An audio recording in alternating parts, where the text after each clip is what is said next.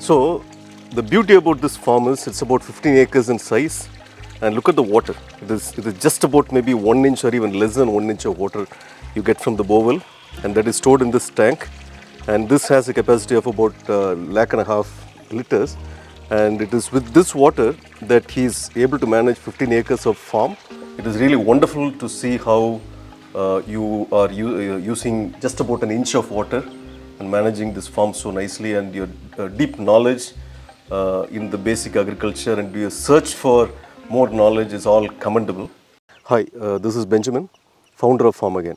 So in the recent past, we have been posting a lot of videos from different farms, different crops, different regions, different weather conditions. And today, we are in a special farm. It is near Karur in Tamil Nadu, and they are growing oil palm. Usually, oil palm is grown in countries like Malaysia, and even in India, some parts of Telangana, you can see oil palm, but I'm seeing this for the first time in Tamil Nadu. And the farmer is Mr. M. Duraraj. Good morning, sir. Good morning, sir.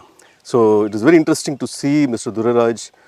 He has 15 acres of farm, of which around 10 acres is growing a combination of oil palm, guava and coconut. So today let us get into his method of cultivation and how he got into Grotron and what benefits he expects. So we will discuss these things in this video. One of the challenges farmers in this region face, or a threat to agriculture itself, you can say, that the average rainfall in this area is supposed to be 500 mm or lesser on an entire year. Therefore, in places like this, you have to be really diligent in how you use water, and only if you are extremely diligent, we can succeed in our agriculture journey. So what is this plant? It looks like some crop here. Yes, sir. This is horse gram, sir. It is for leguminous friend. It is a leguminous friend. It is very helpful for the pressure patient. It is the grain is very helpful for the pressure patients. It contains more nitrogen in the root nodules.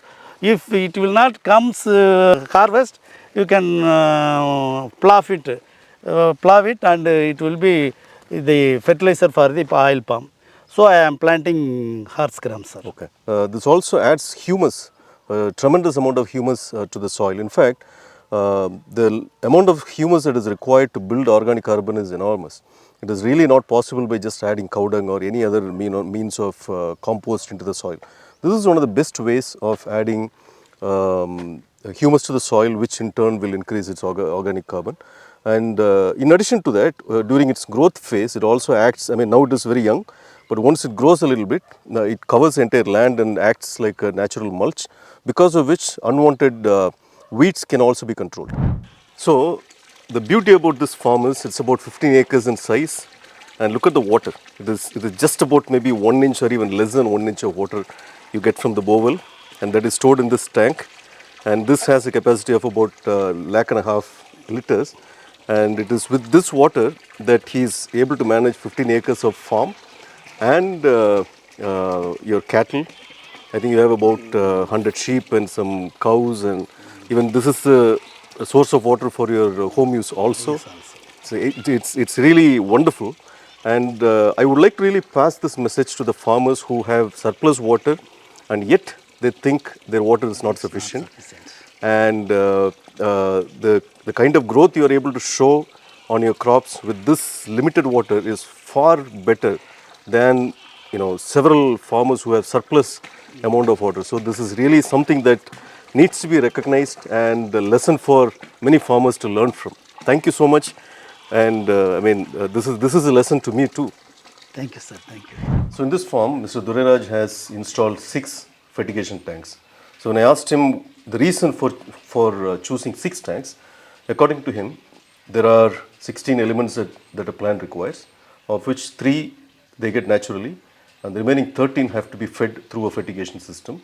And he thinks different fertilizers with a different combination of those 13 elements are available in the market, and he will fill them in these tanks.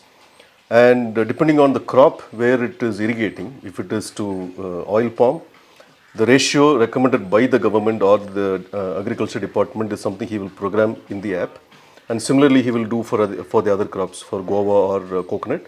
And when the system irrigates to a respective crop, the right ratio for that crop will be taken from each of these tanks and be supplied. And according to Mr. Duraraj, his understanding is that when you feed these crops on a daily basis, give them the right nutrient every day, they grow much better than giving it on a long frequency. So it is also interesting to see that there are 6 fertigation tanks, and more interestingly, it is Grotron tank. And like I've said in the previous videos, I don't generally,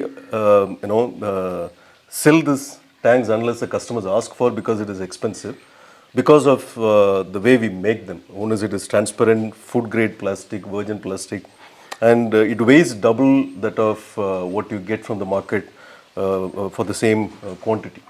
So, but then he has chosen to go with this tank, and certainly it will give its benefits, because it was designed in a way you can accumulate the sediments at the bottom and then collect them out, and the fertigation actually comes through the side. So this is Farm Marshal, and we have spoken about this in the last video also. This is a version 3 Farm Marshal, where we incorporated a touch display. And if you come this side, you can see our fertigation system. And this fertigation system, like I've said before, primarily our objective was to make it functional, usable, and really didn't give much importance to the appearance. Therefore, you will see it much plain compared to other systems. So we have 6 tanks, therefore 6 valves and an injection setup, all very simple but functional. There are some questions that I would like to address, and because of rain, we just moved into the fertigation unit, so I will answer the questions right from here. Otherwise, I would have actually loved to stand in the field and explain, showing the stuff there, but unfortunately because of the rains, I think we will do the question and answer from the fertigation room.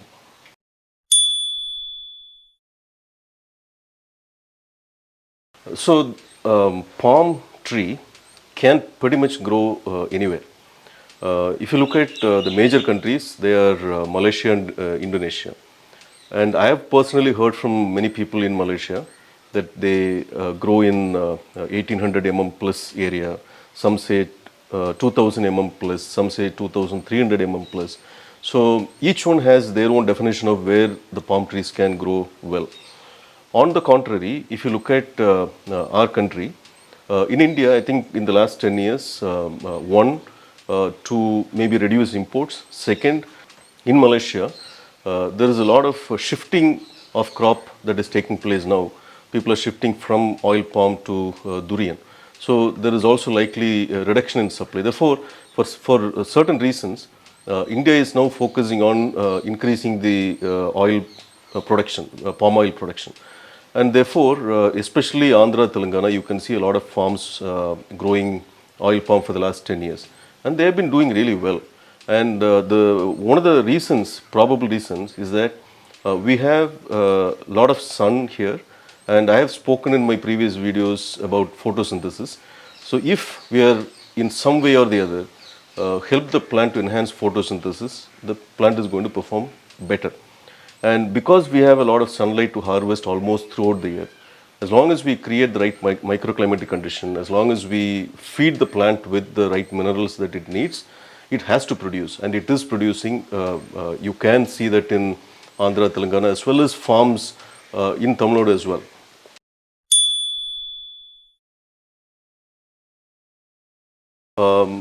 Oil palm, generally they come to harvest, the initial harvest starts in the year 2, 3. But then the best productivity starts only by the year 6, 7 and 8. And after 8, it is into its full capacity, full productivity.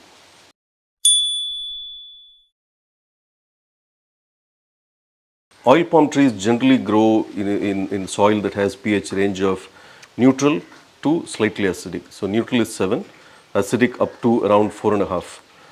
So in this range, it grows quite well. And if the soil is acidic, alkaline, let's say 8, 9, 10, you have to think twice before going in for oil palm. As far as soil condition is concerned, any well-drained soil is fine, which means when you irrigate, the water has to drain out. it shouldn't stagnate there like a clay soil. So therefore, anything other than clay soil should be perfectly fine for oil palm.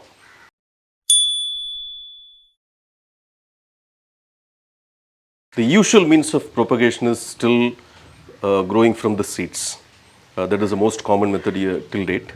However, the tissue culture method is gaining a bit of a popularity in the recent past. The reason being, the seeds, when you propagate through the seeds, there is no guarantee that the genetic characteristics of the plants will be retained as is. There will be some variations. However, if you do it through tissue culture, the genetic characters of the mother plant will be 100% retained. Therefore, there is a preference towards tissue culture of late, and it is gaining popularity.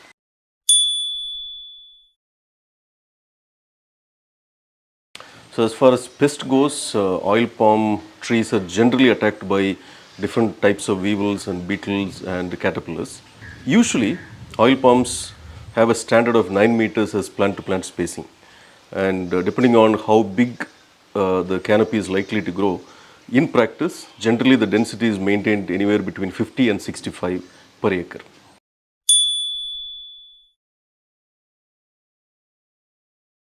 So the harvesting is done with a sickle, which is typically half moon shaped, and it is tied to a long stick, and then they cut it standing on the ground. They use the same sickle to cut the palm fruits, as well as to get rid of the dried leaves as well.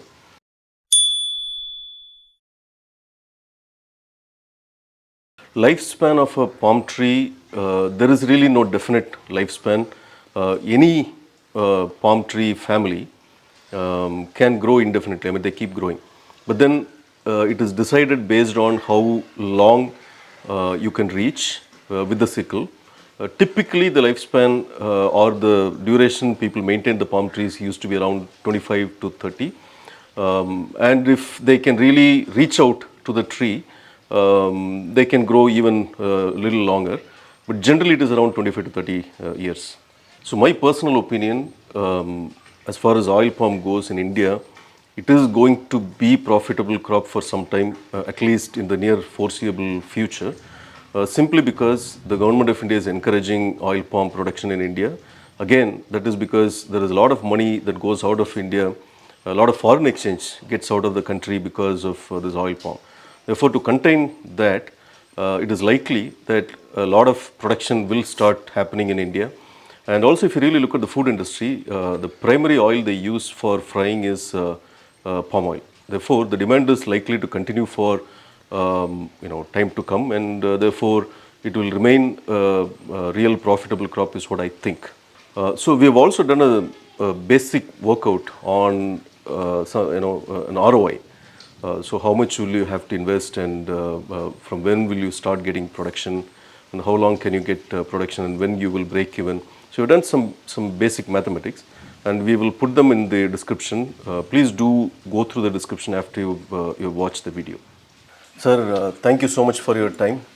It is really wonderful to see how you are using just about an inch of water and managing this farm so nicely, and your deep knowledge in the basic agriculture and your search for more knowledge is all commendable.